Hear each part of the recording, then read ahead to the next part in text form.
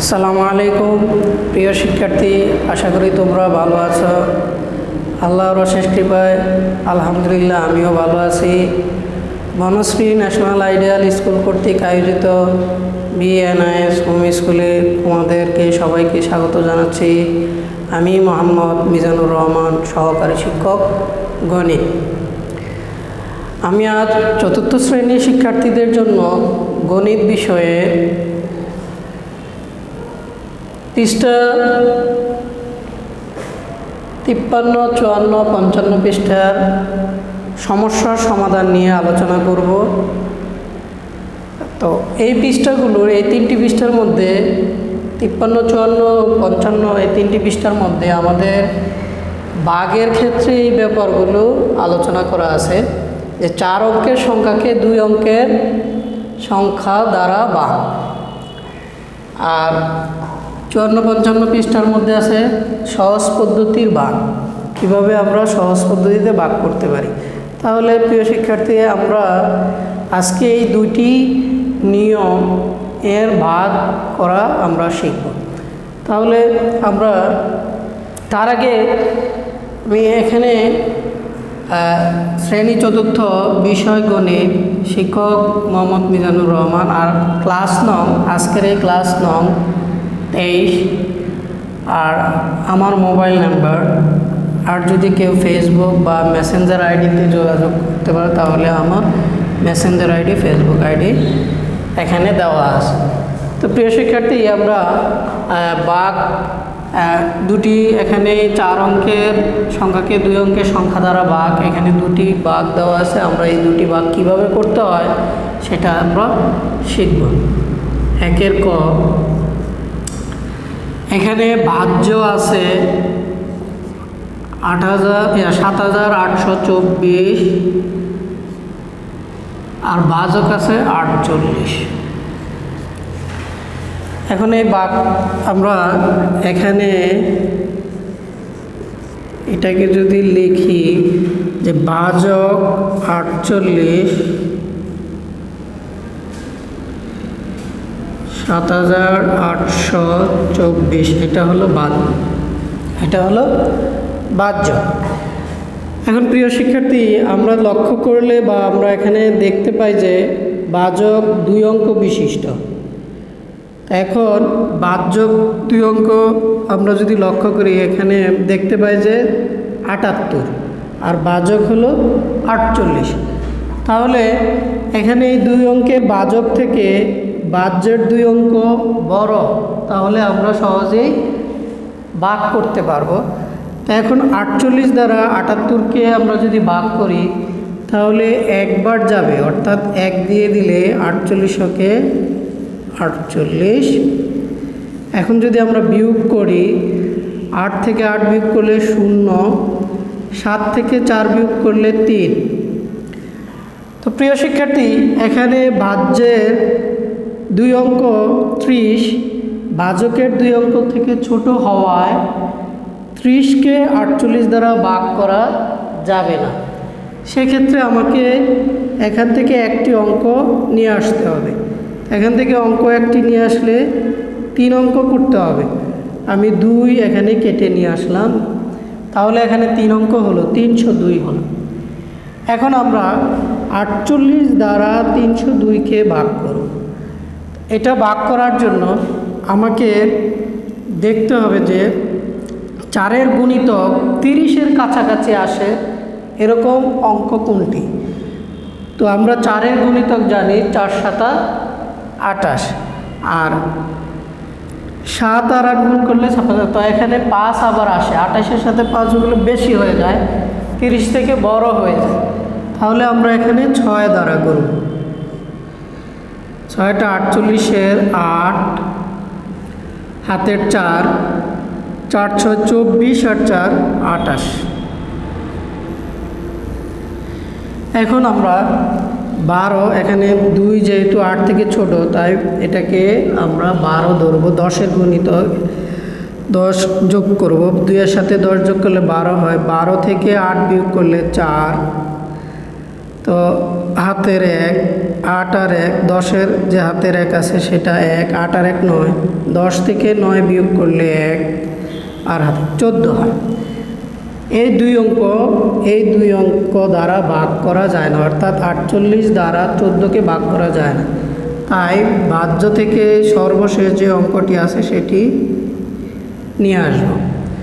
এখন আমরা পেলাম হলো 144। এখন 48 দ্বারা যদি আমরা 144কে ভাগ করি তাহলে আমাদের এখানে 4-এর গুণিতক 3, 4 12 যা 14-র কাছাকাছি। তাহলে আমরা 3 দ্বারা দিয়ে দেখব যে 3 8 24-এর 4, হাতের 2, 3 আর 4 গুণ করলে 12, 12 আর 2 14। তাহলে প্রিয় শিক্ষার্থী 144 থেকে 144 বিয়োগ করলে আমাদের ভাগশেষ আসে 0 আর ভাগফল আসে 163। তাহলে আমরা লিখব যে সুতরাং ভাগফল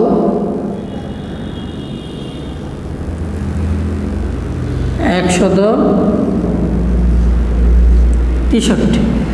আর যেহেতু ভাগশেষ নাই তাই আমরা ভাগশেষ লিখলাম না। যদি আপনারা লিখতে চান যে ভাগশেষ 0, সেটাও আপনারা লিখতে পারবেন, আমার লেখার কোনো প্রয়োজন নাই। যেহেতু ভাগশেষ 0, ভাগশেষ যদি এখানে থাকতো তাহলে আমরা এখানে লিখে দিতাম যে ভাগশেষ এত। যেহেতু 0টা লেখার প্রয়োজন বোধ করি না। তারপরে দেখেন আরেকটি অঙ্ক যদি আমরা করি, 4 অঙ্ককে, এখানে খ যে 4920কে আমরা ভাগ করব 54 দ্বারা। তো এখানে ভাজক আছে 54 আর ভাজ্য আছে 4920। তো প্রিয় শিক্ষার্থী, এখানে আমরা লক্ষ্য করেছিলাম যে ভাজকের 2 অঙ্ক আর ভাজ্যের 2 অঙ্ক, ভাজ্যের 2 অঙ্ক ভাজকের 2 অঙ্ক থেকে বড় ছিল, কিন্তু এটার ক্ষেত্রে ভাজকের 2 অঙ্ক আর ভাজ্যের 2 অঙ্ক এখানে হলো 49 আর এখানে হলো 54। এখানে কিন্তু 49 54 থেকে ছোট, তাই এখানে 2 অঙ্ক নিলে আমি 54 দ্বারা ভাগ করতে পারবো না। তাই আমরা 2 অঙ্ককে 3 অঙ্কে নিয়ে করব। তো এখানে 492কে আমরা 54 দ্বারা ভাগ করলে আমাদের কি হবে যে 54 যদি আমরা কাছাকাছি 49-এর কাছাকাছি বা 492, তো এখানে 50 যদি বিবেচনা করি তাহলে আমাদের 2টি 50-এ 100 হয় আর 4টি 50-এ 200 হয়। এখানে আছে 492। তাহলে 8টি 50-এ 400 হবে। এখানে 9টি 50 আমরা 9 দিয়ে করতে পারি। 4 নং 36-এর 6, হাতের 3, 5 নং 45 আর 3 48। এখন যদি আমরা বিয়োগ করি তাহলে 12 থেকে 6 বিয়োগ করলে 6, হাতের 1, 9 থেকে 9 বিয়োগ করলে 0, শুধু 6 থাকবে। তা এখন প্রিয় শিক্ষার্থী, যেহেতু এখানে একটি অঙ্ক ভাজ্যের ক্ষেত্রে আর ভাজকের ক্ষেত্রে 2টি অঙ্ক, 54 দ্বারা 6কে ভাগ করা যাবে না। সেক্ষেত্রে ভাজ্যের এখানে একটি অঙ্ক নিয়ে আসব। তাহলে এখন 2 অঙ্ক বিশিষ্ট সংখ্যাটি হবে 60 আর এখানে ভাজক হয় 54।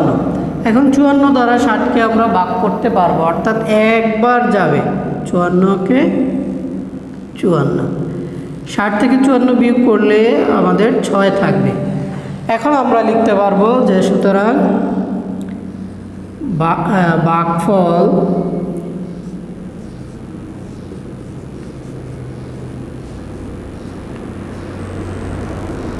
ভাগফল 91 ভাগশেষ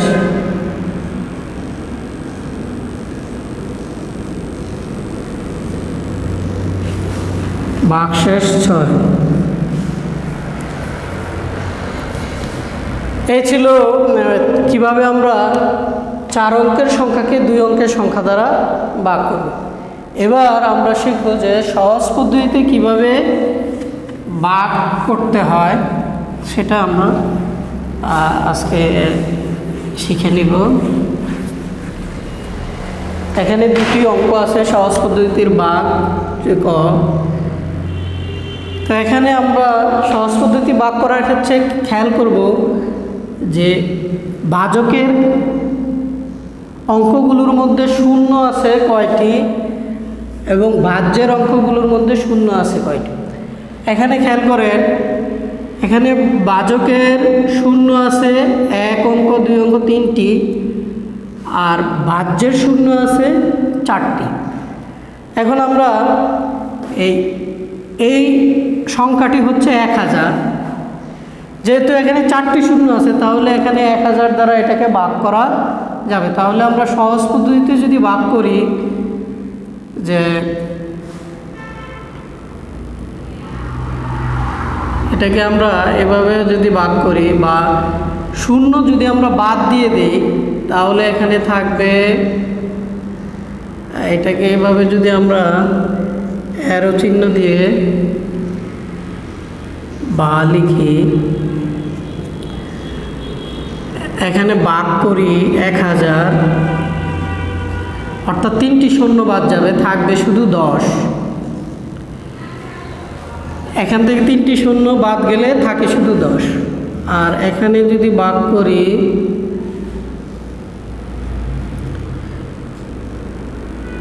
এক হাজারকে 1000 দ্বারাই যদি ভাগ করি, তাহলে ভাজ্য আর ভাজক যদি একই হয়, তাহলে তার ভাগফল হবে 1। ভাজ্য আর ভাজক যদি একই হয়, একই রকম হয়, তাহলে তার ভাগফল হবে 1। এখন 1000কে 1000 দ্বারা ভাগ করলে আমার ফলাফল আসবে 1। এখন ভাজক যদি 1 হয়, তাহলে ভাগফলটা ভাজ্য যা আছে তাই হবে, অর্থাৎ 10কে 1 দ্বারা ভাগ করলে আমাদের এখানে আসবে 10। তো সুতরাং ভাগফল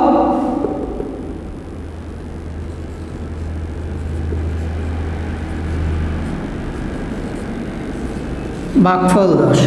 এই ছিল আমাদের কিভাবে সহজ পদ্ধতিতে সহজভাবে আমরা সহজে ভাগ করতে পারি। তো অনুরূপভাবে যদি আমরা এই ভাগটিও খেয়াল করি সহজ পদ্ধতিতে, এখানে আমরা লক্ষ্য করব যে ভাজকে শূন্য আছে কয় অঙ্ক বিশিষ্ট, এখানে 1 অঙ্ক বিশিষ্ট শূন্য আছে, তাহলে আমরা এটাকে 1 অঙ্ক বিশিষ্ট সংখ্যা আছে, 1 অঙ্কের শূন্য বিশিষ্ট সংখ্যা আছে 10। এখন 60কে যদি আমরা 10 দ্বারা ভাগ করি, তাহলে হবে 6।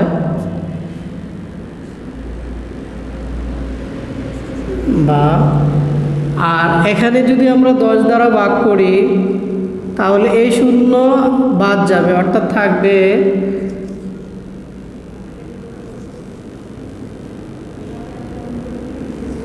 540। প্রিয় শিক্ষার্থী, এখানে একটি এককের অঙ্কে শূন্য রয়ে গেছে, কিন্তু ভাজকের ক্ষেত্রে আর শূন্য নাই। তো সেক্ষেত্রে আমাকে 6 দ্বারা ভাগ করতে হবে। এটাকে যদি আমরা 6 দ্বারা ভাগ করি, ভাগ 6, তাহলে 6কে 6 দ্বারা ভাগ করলে আসবে 1। আর এটাকে যদি আমরা 6 দ্বারা ভাগ করি, তাহলে আসবে 6 নং 54, 90 হবে। 90কে যদি আমরা 1 দ্বারা ভাগ করি, তাহলে আমাদের ফলাফল আসবে, আমরা যদি লিখি যে বা 90, অর্থাৎ ভাজক যদি 1 হয়, ভাজ্য যা হবে ভাগফল তাই হবে। তাহলে আমরা লিখব যে সুতরাং ভাগফল 90। এভাবে আমরা সহজ পদ্ধতিতে ভেঙে ভেঙে ভাগ করতে পারি। ঠিক আছে।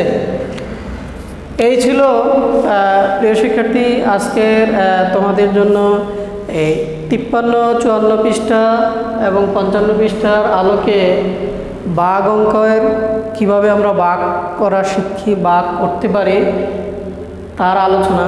আশা করি তোমরা ক্লাসটি ভালোভাবে বুঝতে পেরেছ। তারপরেও যদি তোমাদের কোনো জানার থাকে তাহলে আমার সাথে যোগাযোগ করতে পারবে।